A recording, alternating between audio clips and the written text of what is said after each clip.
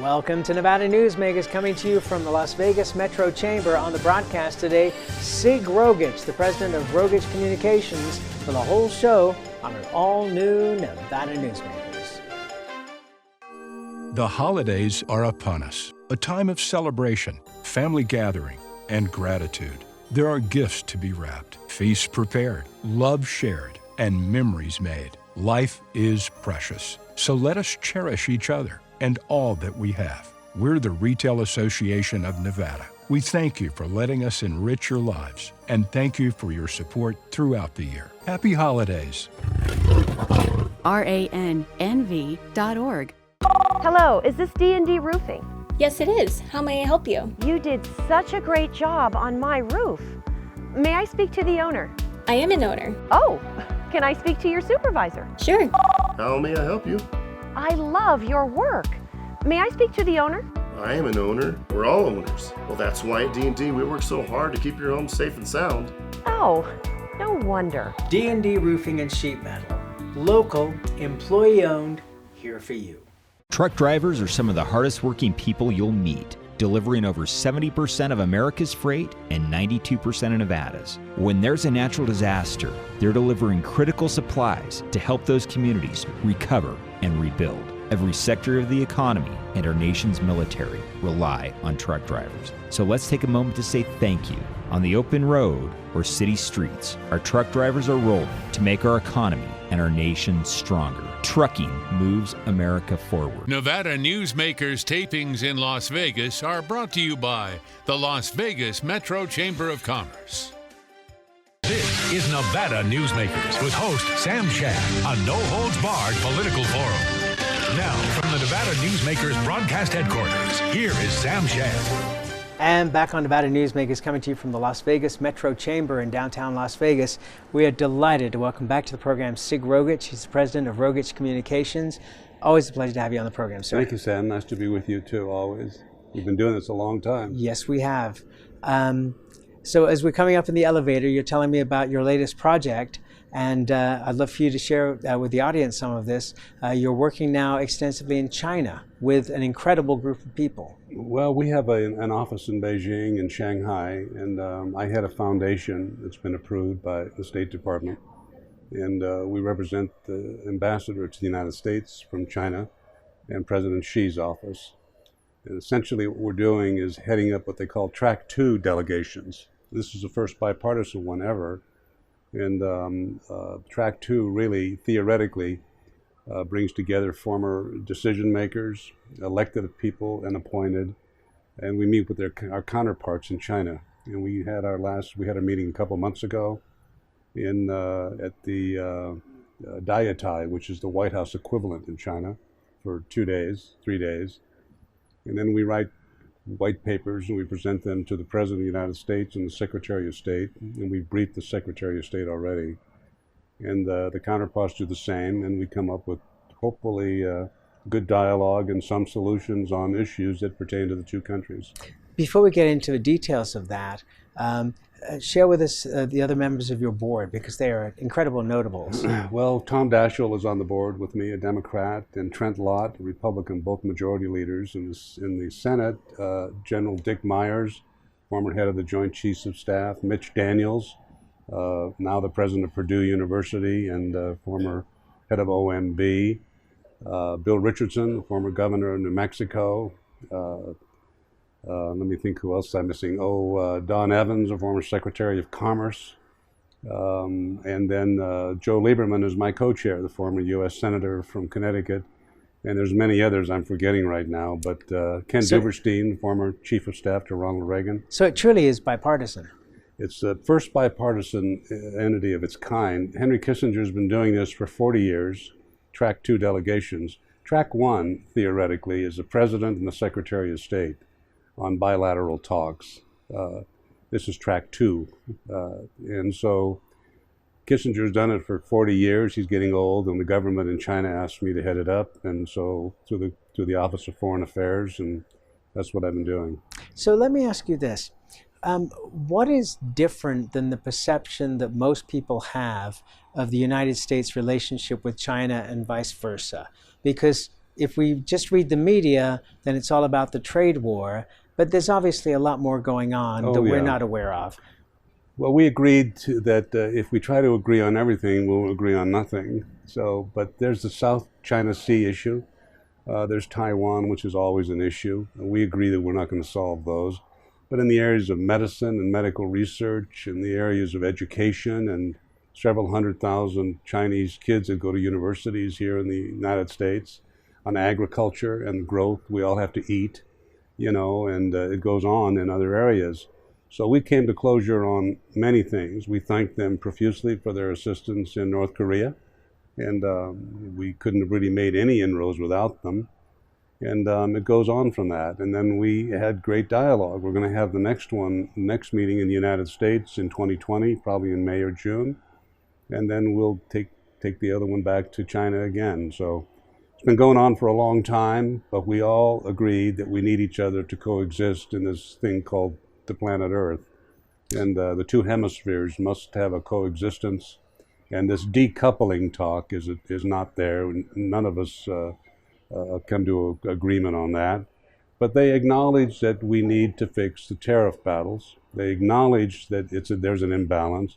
And they acknowledge that there's $450 billion differential that we need to make up. So Trump is right about it, and they agree with that.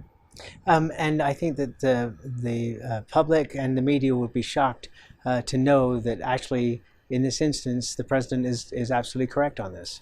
He is correct. I think his methodology sometimes a little, what's the good word for it, bellicose, but he is right. And other presidents have turned a deaf ear to it for, 30, 40 years, and now it's just caught up with us. China continues to call itself an emerging nation, which it really is not. They like that status, but they're a big player in the world, and the economies of the world depend on coexistence between the United States and China. The hemispheres need it. What we do affects all of Asia. What they do affects all of the North American continent, and it goes into Western Europe. So we had good success. We have good relationships. We're going to be meeting continually, and the foundation that sponsored it, the U.S.-China Trans-Pacific Foundation, which I chair, has had a really good opportunity to talk about things important for the U.S. and China. Is there discussion about the investments that China has made throughout the developing world? There have been concerns in the media, at least, that China is loaning money to countries, especially in Africa, at a level that the countries cannot afford to repay. Is there concern in these discussions about things like that? Well, we didn't get into all of those details, but even countries not in Africa, like Pakistan, and but not to mention the African nations, the Chinese it's part of their one belt, one road philosophy, of building around the world. And part of their strategy is to control ports. A lot of people don't know, but they own the port in Long Beach, California. They own the one in Bremerton, Washington. They own ports in Nigeria, and they own ports up around the eastern seaboard, and beyond. And they believe in the value of controlling the seas, the high seas. So there's all of that to deal with. And hopefully, as time goes on here, we'll find reasonable solutions and be able to create ongoing dialogue that's beneficial to both countries. Does it hurt the U.S. that we think in terms of 4 years and 8 years, and the Chinese think in terms of generations? We think in 4 and 8. They think in 400 and 800 because they have a long history and a long theory of waiting. That may be the case in terms of the psychology of it to some degree, but it doesn't work anymore with this thing called the internet. Instant communications are changing the way we interact with one another in Congress, how we interact with our allies in Western Europe and around the world, and the same is true with China. They have to realize that we're in the 21st century, and the waiting process, although there may be some of that, it's not anything like it was in the past. When you look at things like the situation with the Uyghurs over in the western part of China, are there concerns raised by your group in these discussions, or is that something outside your purview? No, we can get into that, in Tibet and the Uyghurs, but there's more to it than we hear. It's not just a human rights issue. I think they have, as part of the Uyghur community, there's 10,000 terrorists, that were dispatched to those holding centers, ISIS fighters, so they're doing some of that. They don't want it any more than we want it. But they have to deal with human rights issues. Hong Kong is a good example of that. And they also know that they can't wait Trump out, because Democrats have been on these issues long before Trump got on these issues. That's why you don't hear much consternation from the Democrat Party on what Trump is doing in China. In fact, you hardly hear anything, because they agree, because they can amplify it. If they're successful in winning in 2020, they will continue with what he did, but they'll throw in the human rights components, and that's not beneficial necessarily to China. When you look at Hong Kong and what appears to be the failure of one country but two systems, the separate autonomous regions, what do you see in the near and longer term? Well, obviously the longer term, Hong Kong returns to China. That's right. But in the shorter term, which was supposed to be 50 years, what do you see there? Because I don't see that the Chinese government can resist the kind of revolution that's going on there. Well, there's, first of all, it started with a lot of paid professionals, thugs that came in there, 2 or 3 or 4,000 that were paid. So that set the stage for some of this. My worry, and I've been to Hong Kong, 30 or 40 times in my life, is that China just writes them off and basically agrees to things, and then it does not become an institution for banking anymore. And what does it become? A port, a slum, and they move the banking institutions to Shanghai, or they move them to Singapore, and that is transformational in change. And there's a population base, in terms of development outside of Hong Kong and contiguous to Macau, but on the mainland Chinese interior, that houses something like 250 million people. And so, that's their look to the future, that maybe that's where they go develop. I think they're going to get through something here. I think they're going to have to capitulate. I think they're worried about what it might do to the rest of the mainland China cities and towns, because of that thing again called the computer, and the internet, and people's ability to see what's happening in one jurisdiction over another. And it's pretty tough to hold that genie in the bottle once those things start. All right, let's take a break. We'll come back and we'll come to more home country issues after this. Tamarack Junction is South Reno's hotspot with over 450 of the latest slots and video games. Sully's Sports Bar, the Dining Car Restaurant, William Hill Sportsbook, and the Tamarack Steakhouse and Lounge. We're just north of the Summit Mall in South Virginia. Yeah. Ahern Rentals began as Signal Gas Station on Las Vegas Boulevard. Founder John Ahern grew the business by offering rentals. His son Don built on John's legacy, growing Ahern Rentals into the largest independently owned American rental company, with 89 locations in 30 states. Don also brought his experience and vision to equipment manufacturing with Extreme Manufacturing and Snorkel. Today, Ahern Rentals continues to bring its family values to a new generation. Learn more at ahern.com. Hi, I'm Eric Robnett, owner of Home Energy Experts. Has this ever happened to you? Honey, did you remember to turn down the thermostat? Forgetting to set the temperature? Not fun. We can help. Our new smart thermostat keeps the temperature set for your comfort all by itself. I'm feeling hot now. To increase your comfort, go to homeenergyexperts.com for details. That's homeenergyexperts.com. The signs and symptoms of cataracts can start out small with subtle changes in your vision. So don't wait. Be proactive and take your vision into your own hands. If you're experiencing the onset of cataracts or just have questions, contact your eye care professional or call Eye Care Associates of Nevada today. Dr. Hiss has years of experience specializing in the surgical correction of eye disorders and has completed over 84,000 vision correcting procedures. At Eye Care Associates of Nevada, we'll change the way you look at the world. The Tamarack Junction Steakhouse is known for signature steaks, handcrafted cocktails, and world-class wines. Join us Thursdays and Friday nights from 4:30 to 6:30 in the Steakhouse Lounge for live music, gourmet plates, and well-priced wines, just north of the Summit Mall on South Virginia. This is Nevada Newsmakers. And back on Nevada Newsmakers, we continue our conversation with Sig Rogich. She's the president of Rogich Communications, turning our attention to a couple of projects you've worked on for a long time that are coming to fruition. First, let's talk about Resorts World. It's changed in its theme a little bit to not be so much an Asian property, but to have more appeal to a wider variety. How close are we getting to the opening date for this now? Well, I think they announced it for 2021, May or June or something like that. It always had a broad-based, look at the demographic model.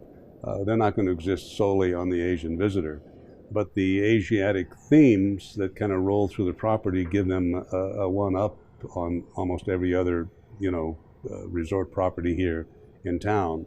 And they know how to market. They have a significant influence in Malaysia. I think they have a 16 or 17,000 room hotel. If you can imagine such a thing in Malaysia. Wow, I didn't realize there was one. I didn't either. And they've got, I think they're about the only investment grade gaming company in the world. So when they borrow money, it's on basis points. It's not percentage points. That's the difference. And they own, they're diverse. They're in New York, they have the monopoly really at Kennedy, with 7,000 or 8,000 slot machines in it. And they've got Crystal steamship cruise lines, that's theirs as well. And it goes on. They have a medical component. They're involved in oil and gas around the world. Yeah, they're a huge industrial company. They're very, very well run. KT is the chairman of the board, and it's extremely well run, and he's a workaholic. So I'm excited about what they're going to do here, and they put really good people in place. Scott Sabella is the new president and CEO of the company, and I think that he'll do an extraordinarily good job. They've assembled a great team. Do you envision that they're going to continue to, after this initial build, that they'll look toward going to 7,000 rooms, which was one of the early discussions? Well, I don't want to speculate, because I frankly I don't know, but they'll make good business decisions. I can tell you that, and I think you'll be surprised with some of the things they're going to do, and I think it'll become a must visit for anybody coming to Las Vegas. Another project that you were heavily involved in over the years was Express West, which has now become Virgin Trains. Mm-hmm. Are you pleased to see this finally appears to be coming to fruition for the train between Las Vegas and Victorville? I am. We need to do something in our system. We don't have one high-speed train in America, really. And which is a disgrace, by the way. It took us 12 or 13 years to get this far, and Tony Marnell, to his credit, spent $50 or $60 million to get that far. But we're so loaded in bureaucracy, and it's just not working. And we're falling behind because we've got this shadow government, if you want to call it, or the deep state that runs things, And we had to go through 21 hearings, I think it was. We had to go through the EPA and the Department of Interior. We had to go through the Friends of the Mojave, the Sierra Club, the state of California, the state of Nevada, the Railroad Infrastructure Fund, the Surface Transportation Board, and I could go on and on. Right. And these are all hearings, and every one of them cost attorneys and money and time and effort, and it's always one obstacle over another. And then you got to get the rights to the property to build the tracks. China announced that they were going to have a high-speed train from Beijing to Macau, Hong Kong area. And they put it together in about 3 years, up and running. I'm not saying we should go to that degree, but it's got to come to a point of reasonableness. We have what they call the Railroad Infrastructure Fund. It's funded by Congress. It has probably north of $40 billion in it. The only ones that really get money out of it are Amtrak, and they're the only ones not making any money, by the way. They offer loans to us, attractive loans, but they want a contingency in there of about $1 billion. It just sits there. So they make it, impossible to borrow money.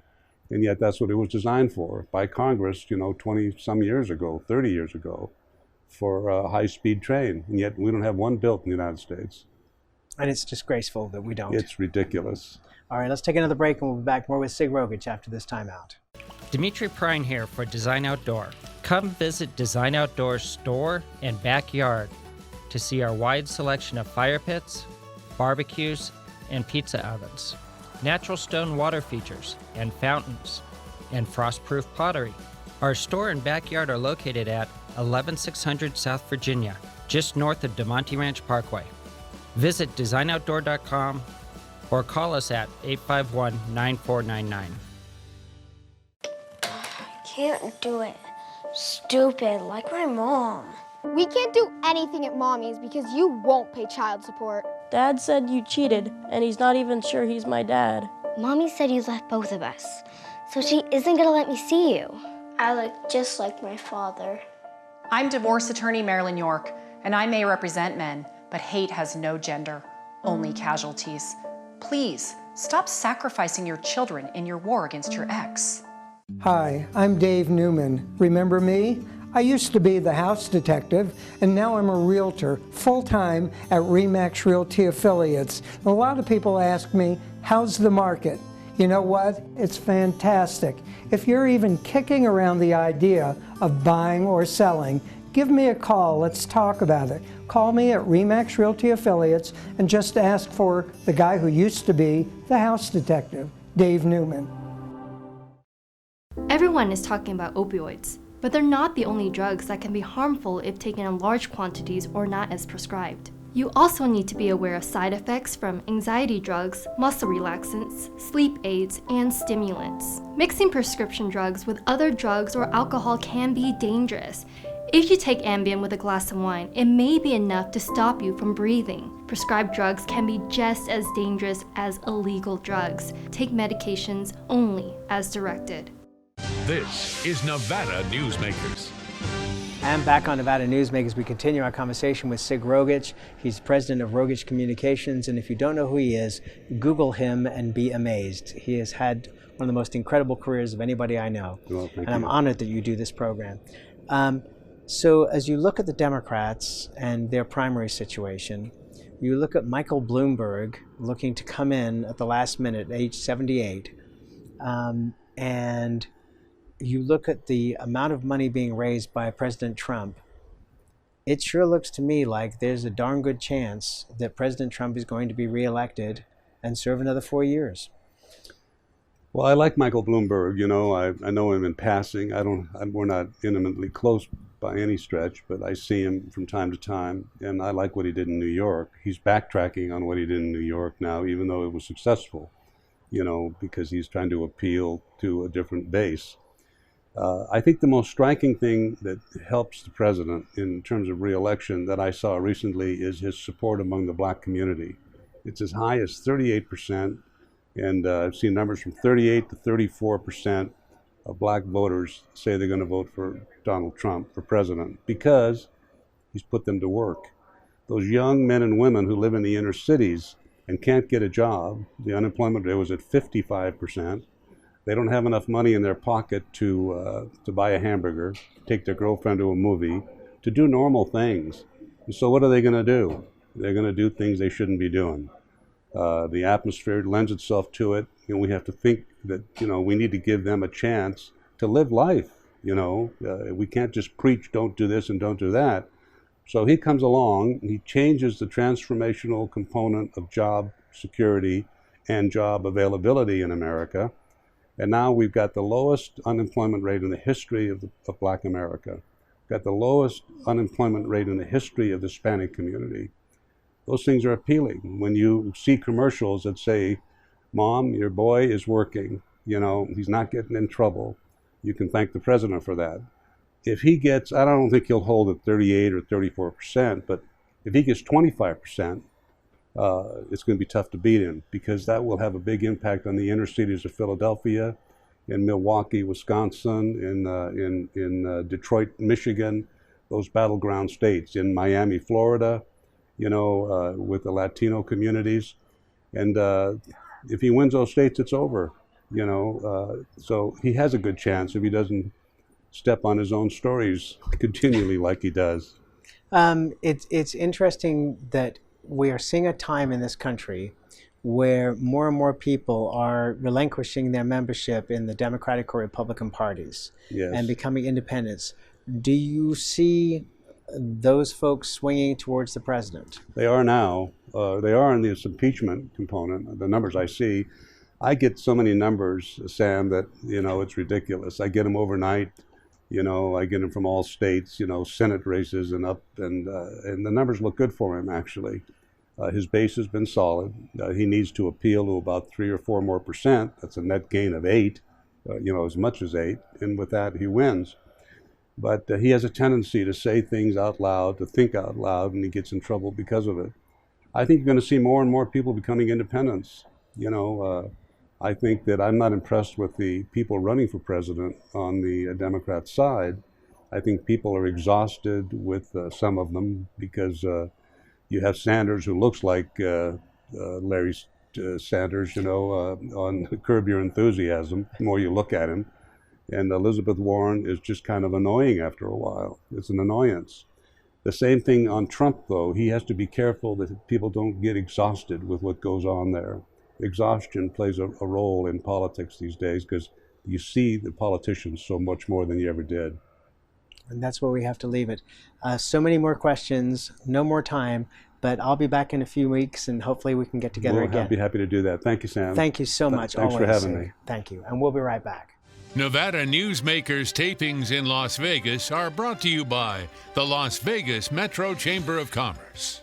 A bird's eye captures its surroundings at different heights. At Brian Culpa Photography, we can make your imagination soar over buildings, parks, cityscapes, and beyond. Brian's images tell the story and get the job done. If you need a new perspective to tell your story, contact Brian today. Brian Culpa Photography. Experience the bird's eye view at brianculpaphotography.com. Hi, my name's Marilyn Miner, and I'm sure you'd agree that Nevada's a very special place to live. I was born here, and my husband and I have raised our family here. I feel it's a privilege to live and work in the Truckee Meadows. I especially enjoy helping my clients reach their real estate goals. Sometimes the smallest details provide the greatest satisfaction. I'd be complimented to talk to you about your next move. Call Marilyn Miner at Dixon Realty, 742-1280, or log on to marilynminer.com. St. Ives Florist, for every holiday and every special occasion, for romance. Custom home design. We have the largest selection of fresh flowers in northern Nevada, and we also offer a large selection of unique gift items. Come see me, Lori Ann, at St. Ives Florist, 700 South Wells Avenue, or call me at 333-9190. Pro Group Management specializes in providing industries with the necessary components to satisfy and exceed workers' comp requirements. Every business has unique needs and specific regulations. Pro Group Management stays ahead of the curve, providing up-to-date services to keep your industry in top form.